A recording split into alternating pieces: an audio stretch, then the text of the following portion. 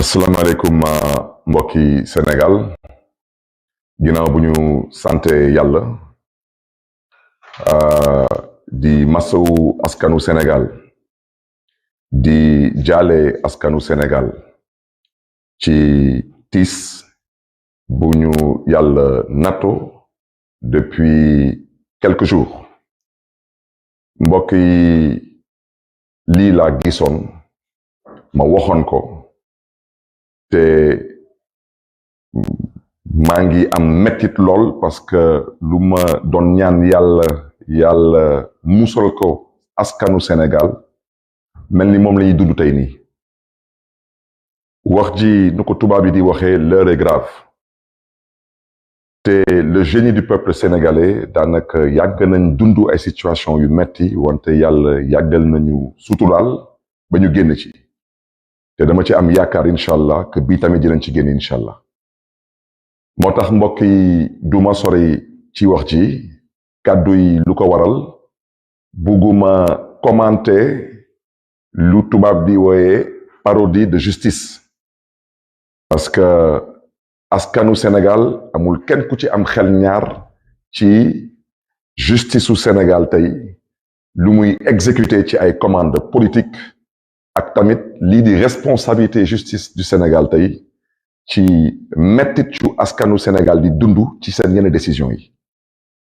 parce que jàppewuma ko comme condamnation lu ma ko jàppee mooy disqualification ak élimination luñ ci namm ñoom mooy bëgg a organiser sélection te bañ a organiser élection te may biralaat encore kàddu yi di ko jëmale ci président de la République président Macky Sall président maa ngi lay ñaan ci yar ak teggin nga dellu siwaat sa xel parce que président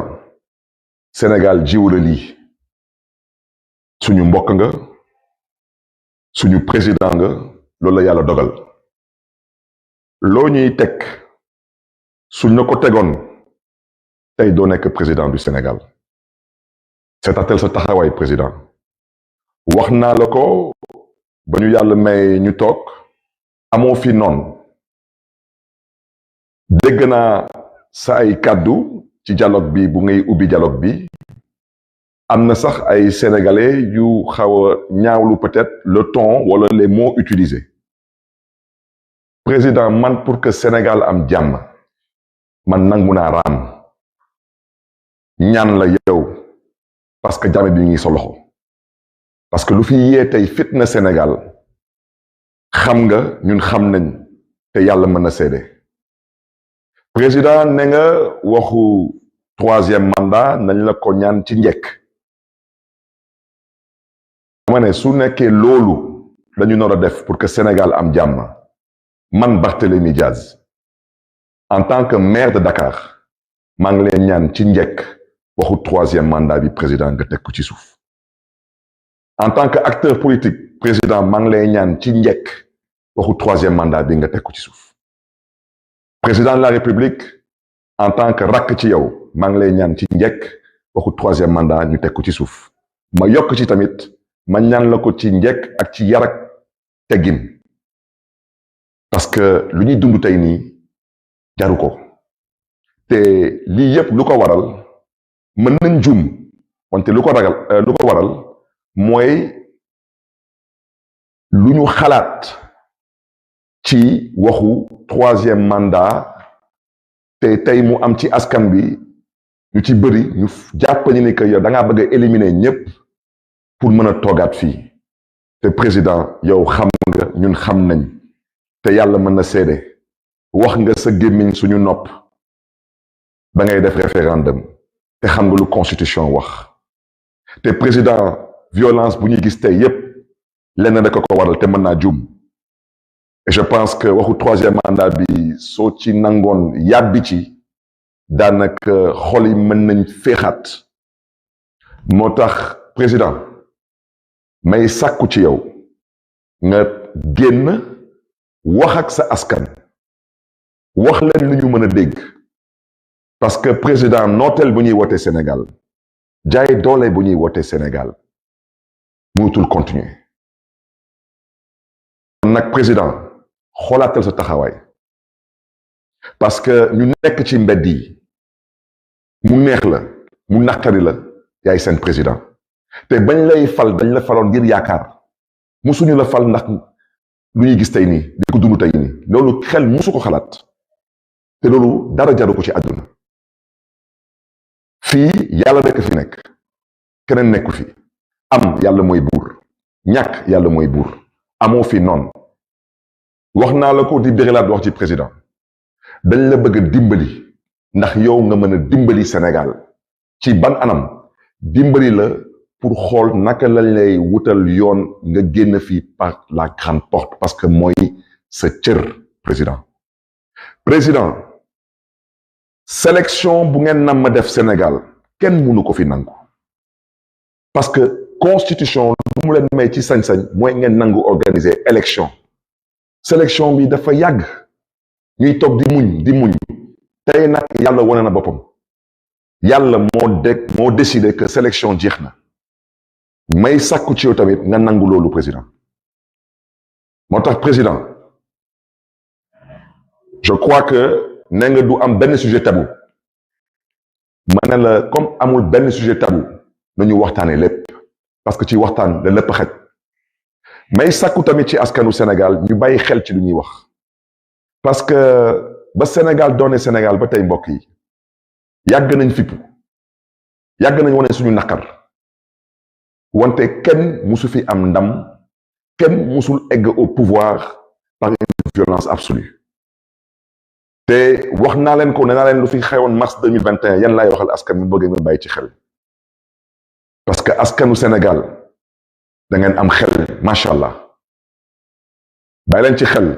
lu fi jotoon xew ci mars 2021 mu bettoon ñëpp wolof njaay nag ne du la bett mën la waxoon naa leen bàyyi leen ci xel depuis 48 heures su ma jumalee am nañu egsi fi Dakar mais profiter ci occasion bi en tant que maire de Dakar pour souhaiter à la Grande Muette la bienvenue chez eux, la bienvenue dans leur capitale. Les inviter à continuer à rester cette armée républicaine exemplaire, aux côtés du peuple sénégalais. Mais je voulais vous rassurer, vous, cette Grande Muette, que Dieu vous garde et que Dieu vous bénisse. Nous allons trouver un dénouement heureux à cette situation.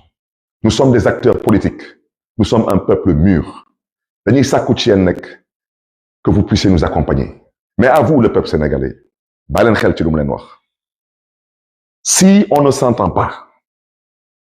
que personne vienne dire que gisee ko woon noonu wala dégg ko woon noonu kon nag maa ngi sàkku tamit ci tous les acteurs politiques de tous bords y compris suma mbokk yu nekk biir opposition ñu seq ak ñoom suñu Yewwi Askan Wi ak suñu F24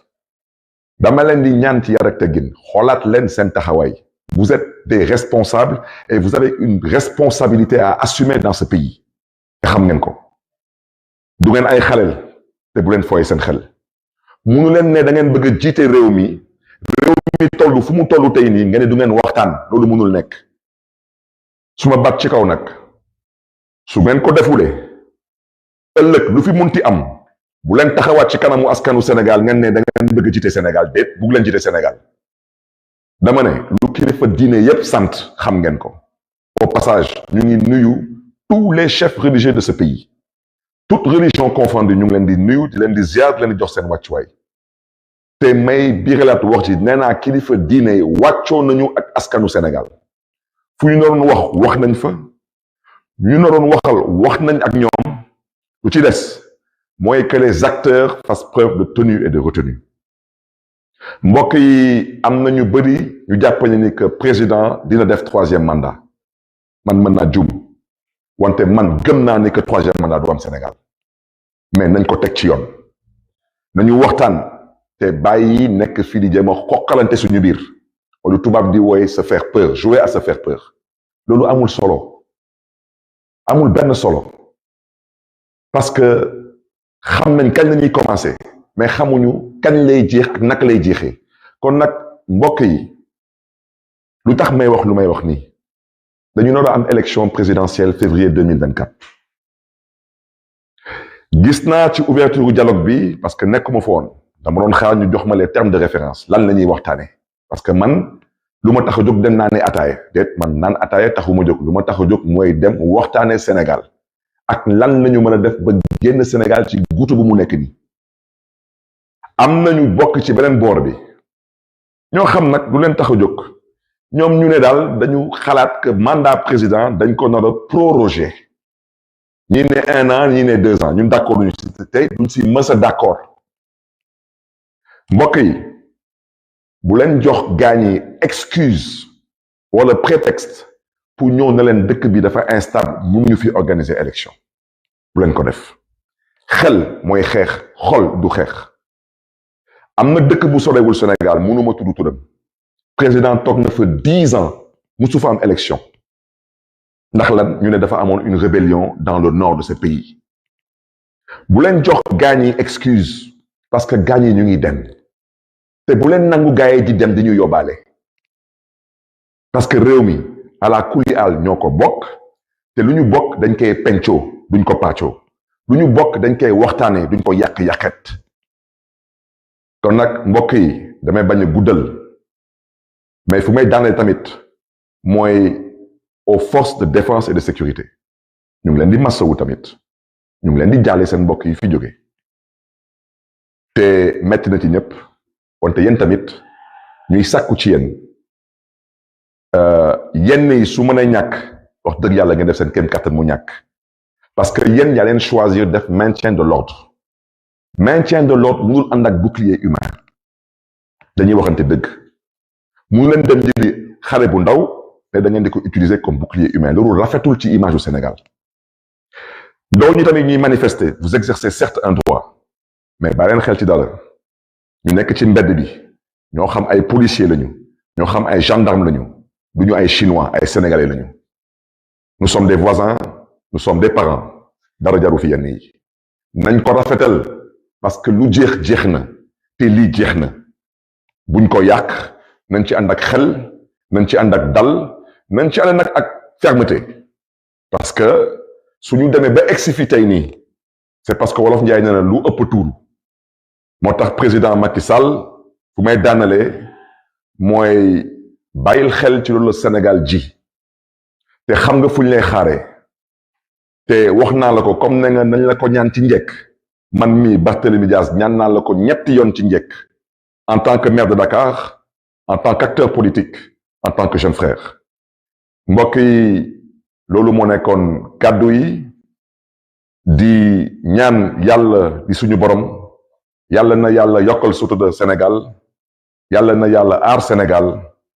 yàlla na leen yàlla may tawfiix. Bonsoir, Sénégalais d'ici et d'ailleurs. Je viens vers vous aujourd'hui pour pouvoir échanger et communiquer sur la gravité de l'heure. À l'entame de mon propos, je souhaiterais présenter mes plus sincères condoléances à l'ensemble du peuple sénégalais. Mais surtout, dire toute la peine qui nous anime en tant qu'acteur politique, mais en tant que citoyen sénégalais lambda. Chers concitoyens, l'heure est grave. Mais nous devons faire confiance au génie du peuple sénégalais. Nous avons toujours vécu des moments, certes incertains, mais nous avons toujours trouvé la force de nous relever et surtout l'intelligence pour pouvoir dépasser certaines situations. Aujourd'hui, je ne souhaiterais pas commenter cette parodie de justice qui a plongé le Sénégal dans cette situation chaotique et malheureusement incertaine. Nous avons toujours dit que la justice sénégalaise est à l'origine de quasiment tous les maux dont souffre actuellement le Sénégal. Cette justice, je ne parlerai pas de sa condamnation,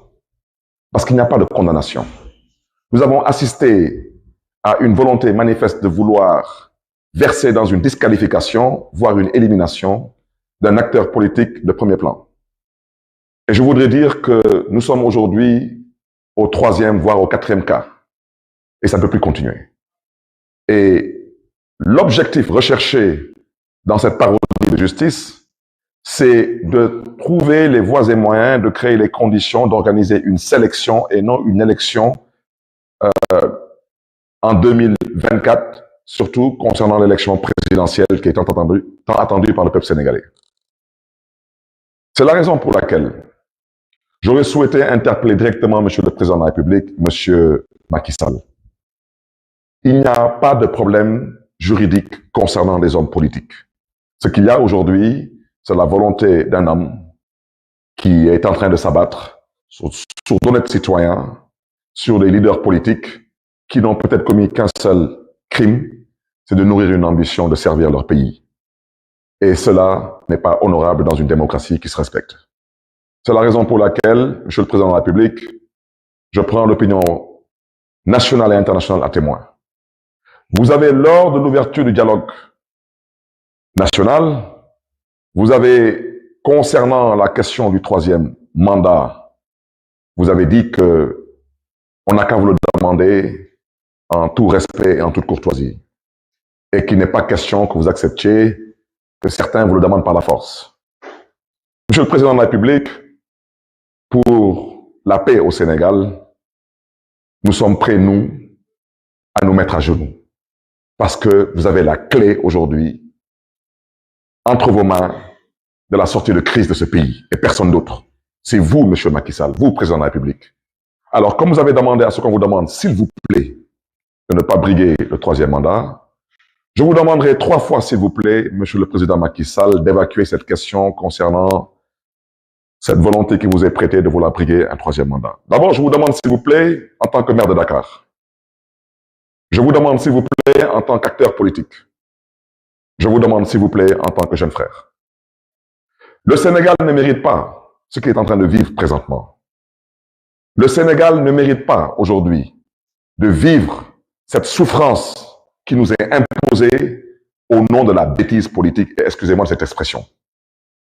2 jours de manifestation, 15 morts, injustifiables et inacceptables. Nous avons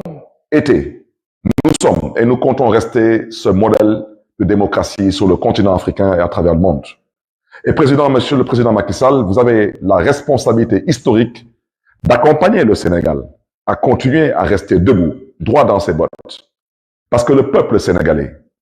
en votant pour vous, n'a pas voté pour être massacré, n'a pas voté pour être humilié. Le peuple sénégalais a voté pour vous en espérant pouvoir compter sur vous pour conduire le Sénégal vers un développement durable et viable. C'est la raison pour laquelle, Monsieur le Président de la République, je vous interpelle directement. Je vous invite à prendre vos responsabilités et à vous adresser au peuple sénégalais. Rassurez le peuple sénégalais. Prenez l'engagement de respecter vous-même vos propres engagements envers le peuple sénégalais, surtout lors du référendum que vous avez eu à organiser en revisant la Constitution du Sénégal, qui, vous l'avez déjà dit, et vous l'avez répété aussi bien au niveau national qu'à l'international, ne vous permet pas de prétendre briguer un troisième mandat. Parce que cette question, Monsieur le Président de la République, de votre volonté qui vous est prêtée, de vouloir briguer un troisième mandat, est à l'origine de tout ce qui se passe actuellement. Monsieur le Président de la République, vous n'avez pas le droit d'éliminer des adversaires politiques. C'est ça la vérité. Parce que si le président Abdoulaye Wade, au passage à qui je rends un vibrant hommage, avait décidé d'en faire de même, je ne pense pas qu'aujourd'hui vous serez président de la République du Sénégal. C'est la raison pour laquelle je vous invite respectueusement, je vous invite une fois de plus à revenir à la raison, Monsieur le chef de l'État. Regardez ces enfants, regardez ces pères et ces mères de famille qui souffrent, regardez ce pays aujourd'hui qui est à genoux. Je vous invite à vous ressaisir. Je vous invite à prendre cette main qu'on vous a tendue. Faites-le pour l'intérêt de ce pays qui vous a vu naître et grandir. Mais faites-le surtout pour l'intérêt de ce pays qui vous a donné tous les honneurs. Vous avez été dans ce pays ministre d'État, président de l'Assemblée nationale du Sénégal, premier ministre et chef de l'État. Ce pays ne vous doit plus rien du tout, monsieur le chef de l'État. À ce peuple sénégalais, ce peuple vaillant, je vous réitère mes condoléances. Nous avons tous mal. Mais sachez une chose, c'est que les épreuves de la vie sont faites pour renforcer les hommes et les peuples. Vous avez rendez-vous avec votre destin. Ne bousillez pas tout. Dans quelques mois, vous allez être un pays pétrolier et gazier. Beaucoup de choses changeront dans ce pays. Ne marchez pas vers le mur, ce n'est pas votre devoir. Faites preuve de tenue et de retenue, mais dans la fermeté et dans la dignité. Mais retenez ce que je vous dis. La politique, c'est comme ça là. Et c'est comme cela, malheureusement, dans la plupart des républiques bananières. Lors de l'ouverture de ce dialogue, certaines personnes, pour ne pas dire certains acteurs de certains bords, ont agité leur volonté de voir éventuellement l'actuel président proroger son mandat d'1 an ou de 2 ans. Je vous invite à ne pas leur donner cette possibilité.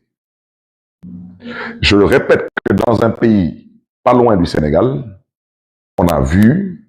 récemment un président rester au pouvoir pendant plus de 10 ans sans organiser aucune élection, au prétexte qu'il y avait une rébellion dans le nord de son pays. Dans ces conditions, ne donnez pas à certains acteurs politiques le prétexte ou l'excuse de rester encore au pouvoir, sachant qu'ils n'ont pas droit à un 3e mandat. Faisons preuve d'intelligence, faisons preuve de responsabilité, faisons preuve de citoyenneté dans la dignité et la fermeté, mais n'insultons pas l'avenir. Je vous l'avais dit, si nous n'arrivons pas à nous entendre, il y a un acteur qui rentrera en jeu. Et depuis 48 heures, cet acteur est en ville. Vous me permettrez de saluer l'armée sénégalaise, de leur souhaiter la bienvenue dans leur capitale et de prier pour eux, que Dieu les garde, que Dieu les bénisse. Je souhaiterais, à l'endroit de cette grande muette, vous dire que vous avez toujours été la fierté de ce pays, la fierté du continent. Je vous invite à rester à la place qui est la vôtre. Je vous invite à nous faire confiance et je vous invite au besoin à nous accompagner à trouver des solutions de sortie de crise. Mais je vous invite surtout à rester aux côtés du peuple sénégalais. Mais je vous invite, vous, peuple sénégalais, sachez que chacun doit rester à sa place et ce pays doit continuer à être dirigé par la grâce de Dieu, par des civils. Faisons preuve d'intelligence et je fais partie de ceux qui pensent aujourd'hui que le président de la République du Sénégal comprend la gravité de l'heure et comprend qu'il n'y a pas de place éventuellement pour un 3e mandat. Ne bousillons pas ce pays, ne détruisons pas ce pays, ne brûlons pas ce pays, il y va de notre responsabilité. Je voudrais au passage remercier tous les chefs religieux du Sénégal, toutes religions confondues, toutes confréries confondues, pour leur engagement, leur posture, leur discours d'apaisement, de paix, leur invite à discuter, à dialoguer pour un Sénégal de paix, un Sénégal de stabilité et un Sénégal d'avenir. Et je ne terminerai pas mon propos en disant que je n'ai aucun doute qu'on saura nous relever le moment venu, sortir de cette impasse et comprendre que nous avons le devoir et la responsabilité historique de marcher vers l'essentiel. Sénégalaises, Sénégalais,